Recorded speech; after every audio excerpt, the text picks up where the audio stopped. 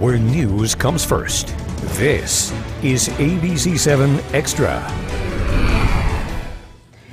It is Sunday, July 24th. Welcome to ABC-7 Extra. Hello, I'm Stephanie Guadian. For the next half hour, we're going to be talking about a new poll, the first of its kind in 15 years, that took the pulse of those living on both sides of the U.S.-Mexico border. Nearly 1,500 people were polled back in May in 7 pairs of sister U.S. and Mexican cities, including El Paso and Juarez. People were asked questions such as, do you want a wall built between the two countries? They were also asked about immigration, security, trade, and cross-border relations. Tonight, we're going to share some of the results with you and tell you why those behind the study decided now was the perfect time for this kind of research. Remember, we want to hear from you tonight. You can email us your comments and your questions right now to ABC7Extra@KVIA.com. Bad news, we had a power outage earlier, so our phone system is not working, but you can also reach me on Twitter. Use the hashtag ABC7Extra.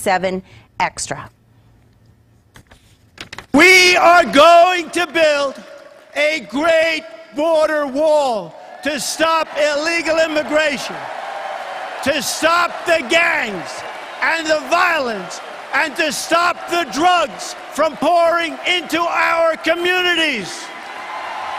Well, we have heard Republican presidential candidate Donald Trump talk about the wall that he wants to build between Mexico and the U.S. But what do people who actually live along the border think about that idea? That was one of the questions posed by a recent poll done by Univision, the Walter Cronkite School of Journalism, and the Dallas Morning News.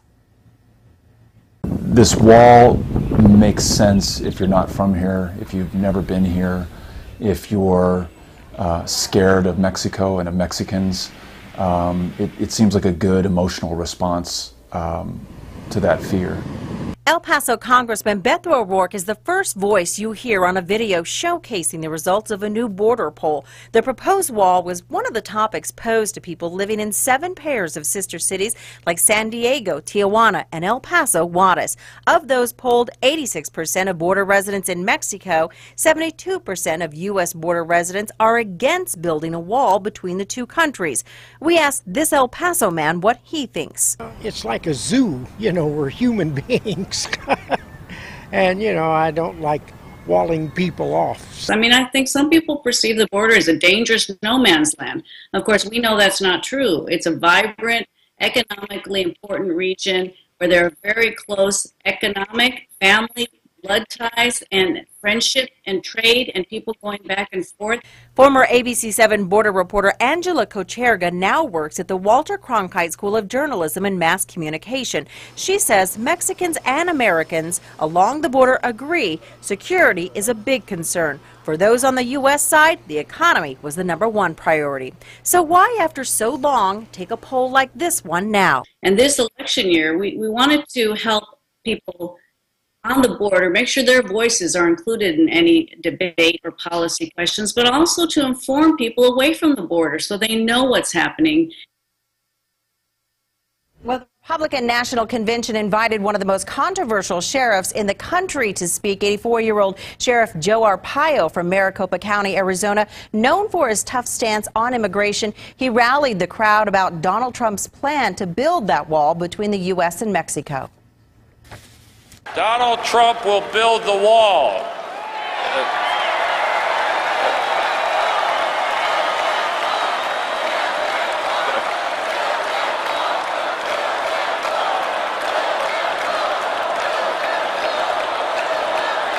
And restore law and order and keep drugs and illegal immigrants from entering into our country. Joining us now is Dr. Joe Hyman, a UTEP professor and director of the Center for Inter-American and Border Studies. I want to thank you very much for being with us tonight. We're going to talk about the different poll results, but I really want to start with a question about people living along the border, asking them if they want the wall built. Despite the support shown at the Republican National Convention, majority of people who were polled who live along the border said no. Did that surprise you? It doesn't surprise me. It shows that people on the border are familiar with the realities of the situation here, are aware of the tremendous trade and personal relationships between the two countries, are aware of our image on the other side of the border, and of doing things that are constructive, building for the future.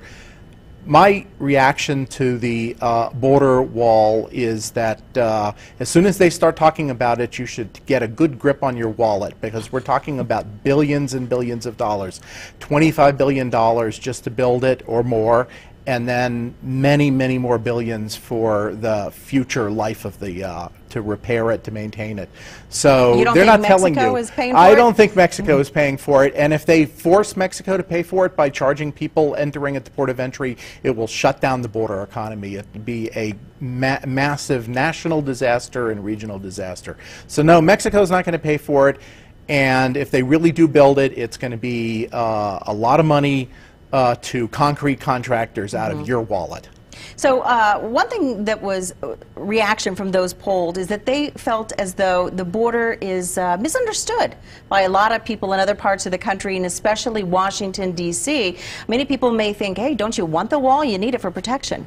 Right, and yet people in this region on the U.S. side perceive themselves to be very, very safe. 92% of the people who responded on the poll reported that they felt safe in the United States side. People on the Mexican side don't report feeling as safe, and that's objectively true. They're not as safe. But on this side, we don't need the wall to protect us. What it is a gigantic political symbol, kind of a putting up your hand in the face of the neighboring country. A real sign of not being neighborly. And one of the things about that was very impressive in the poll was the positive and neighborly feelings between the two sides of the border. And we do have some of those numbers. The Dallas Morning News reporting the poll also showed people on both sides describing a sense of community and dependency between sister cities across the border. In Mexico, 69% of those polled said that they depend on their neighbors across the border for economic survival. In the U.S., the number was 79%. Is that something that you think people just don't understand, how often people cross and the reasons they cross back and forth, whether it be a job, family? I think it's a realistic assessment. I think that the U.S. side especially is quite dependent on the economy of Mexico. And I think more and more so. We are changing from an era of migration from Mexico to the United States to an era of joint economic enterprises. And more and more, the two sides are dependent on each other. We're talking about, instead of talking about these sort of stereotypical border problems, we're talking about a future with some good aspects to it and some problems to it, but we're talking about a future of manufacturing on both countries. You've been studying the border for a long time. What's the biggest change you've seen? It was, you know, a bunch of small towns. There wasn't much traffic. It was easy to go back and forth. It's impressive that people are reporting such positive feelings, considering that another thing they report, and which is absolutely true, is that it takes a lot of time to go back and forth. One of the main concerns was traffic at the border. But what I've seen is a real sense of border identity. People in this region, this is sort of the joining point of North America. It's not just that we're this strange, isolated border region off to the side of the two countries, but this is kind of the future of North America. Bilingual, bicultural, working together in a cooperative, binational way. Okay. Why do you think that this poll was done now? Well, I think that you know, we have increasingly frantic and fearful rhetoric from one side in the interior of the United States. We also have real issues of violence and insecurity, genuine issues on the Mexican side. So I think there's a need to try to keep up with people's experience, what they're actually experiencing, and also have a voice in the two national interiors. And why is there such a misconception about our area? Well, frankly, I think there are a lot of stereotypes in the United States about Mexico. I think there are a lot of stereotypes about Mexicans and people of Mexican origin, Mexican Americans. And so I think there is some expression of fear being walled off from another country, trying to avoid the future. But I think the border is the place where we can embrace the future. Got another result to share with you. The poll showed 90% of Mexicans actually favor a path to U.S. citizenship for unauthorized Mexican immigrants in the U.S. That number was 82%. How does that last number compare to maybe the opinions of other people in the country? It's everybody, the majority of the people in the United States favor a path to legalization for undocumented. Right now, it's definitely a majority, about 62%. It's stronger even here on the border where we know Mexico, where we know people of Mexican origin, where we have a deeper knowledge of the immigration process. One of the things that people in the American poll said that they view Mexicans as neighbors and as immigrants working for a better life. And so I think there's a lot of awareness of that and respect and desire to figure out how to include people and create a better joint shared future. And I think that comes out the most of all at the border. But actually, these numbers are not totally different in the interior. The average American is not in favor of the border wall, and the average American is in favor of legalization of undocumented. How do we go about changing those misconceptions? Well, I think one of the things we need to have is the border voice. We need to have a border voice in our state capitals. We need to have the border voice in our national capitals. We need people to go from El Paso to Washington, D.C. I think Representative O'Rourke has been outstanding in that regard and really sees this as an important mission on his part. And I think we need to continue that. We need the border voice in state capitals like Austin and Santa Fe. So I think that we need to not just be this isolated little place that's distant from everything and different and off to the side. I think we need to be an important part of a democratic country where our voice matters. Okay, get proactive then. Yes. All right, we are going to take a short break. Remember, you're watching ABC-7 Extra. We're back in just a moment.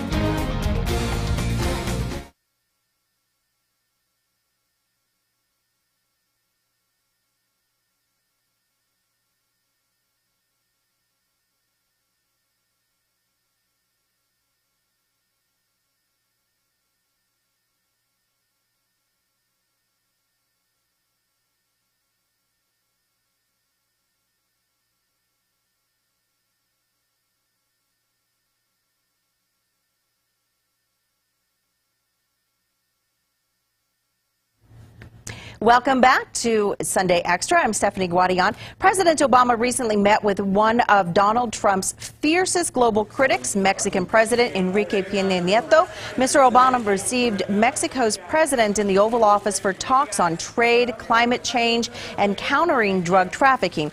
Here's what President Obama had to say about relations between the two countries. We're not just strategic and economic partners. We're also neighbors. And we're friends, and we're family, including millions of Americans that are connected to Mexico by ties of culture and of language. And that's why, as president, I've worked to deepen the partnership between our two nations. Mexico's president has rejected Trump's suggestion that Mexico should pay for a border wall, but when he recently met with President Obama, Peña Nieto stressed the unbreakable relationship between his country and the United States, no matter who becomes president. We will not get involved. We will not give our opinion. We will not set any type of position, because at the end of the day, this corresponds to the people of the United States, and it is the American people who have to decide who the next male or female president will be. But what we can say right now is that whomever is elected here as president, the Mexican government will be working in a very constructive manner with good faith. Well, joining us again is Dr. Joe Hyman, a UTEP professor and director of the Center for Inter-American and Border Studies. Thank you very much for being with us. We got a couple of tweets that I want to read. Augustine Pimentel says, the most incredible fact is that the rest let me read this one first. He says it's a symbiotic relationship, but USA and Mexico depend on each other. Has Trump heard of NAFTA? The most incredible fact is that the rest of the world is laughing at real Donald Trump. It's got some language, but it is completely true. Some people may be laughing, but a whole lot of other people are not laughing. They're supporting him. Well, I think that there is actually a lot of fear of change. I think that there is a lot of fear of things that are from outside. I think that there's racism against Mexico and Mexicans, people of Mexican origin. And all of those things are contributing to some of the support for Trump. But I think people are better than that. The vast majority of Americans are better than that sort of instinct, that sort of support for Trump. I want to say that it's very important to recognize the shared problems between the United States and Mexico. I don't regard them as problems that only Mexico creates, because some of the drug trafficking comes from Mexico to the United States. Of course, there's also a lot of pills and other types of drugs in the United States. But the United States supplies most of the guns and munitions to Mexico. So there's a negative trade, and it's a negative trade that takes place at this border. So we, as the people of the border, also need to be out there speaking honestly to the two countries about how to improve safety, security, the well-being of the people of the two countries and the people of our communities. And those polled on the Mexican side of the border, safety was their #1 concern. Here in the U.S., it was economy. One of the officers, or one of the questions, I should say, that they were asked, do you trust law enforcement officers in your country? 82% of those polled in the U.S. border cities said yes, but in Mexico, 76% said no. So I hope what we're beginning to see in Mexico are people subjecting official institutions to questions. You know, are you being transparent? Are you being accountable? Are you respecting human rights? I think we need to ask those questions in the United States also.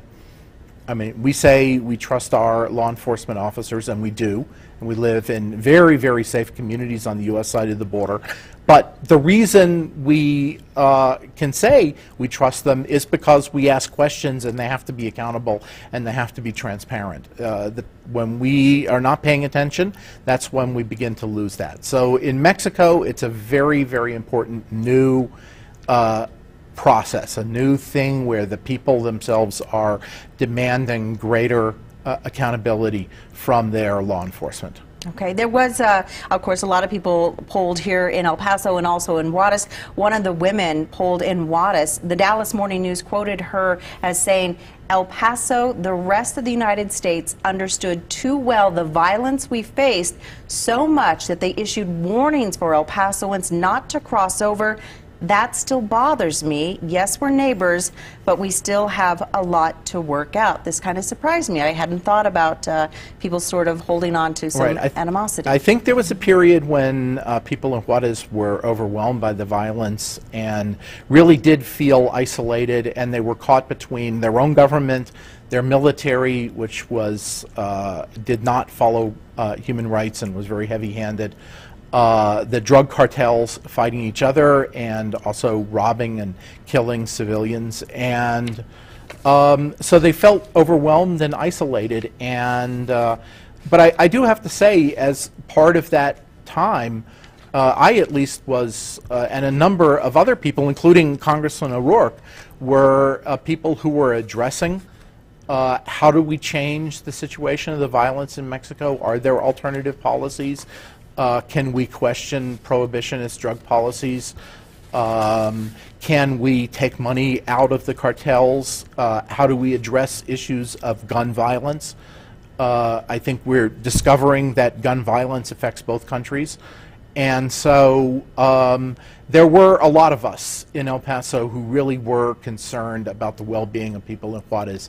And I think a lot of people in El Paso who have relatives there have friends there, who know Juarez from throughout their entire life, may have grown up there, still very much feel connected. And one of the things that's interesting about this poll is that they polled twin cities. So they polled El Paso and they polled Juarez.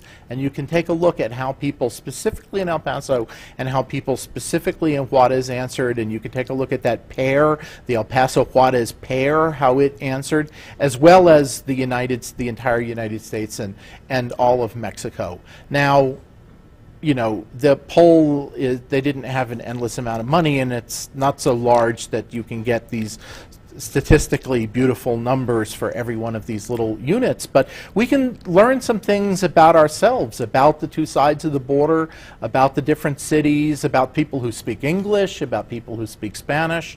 There's a really whole lot to be learned there.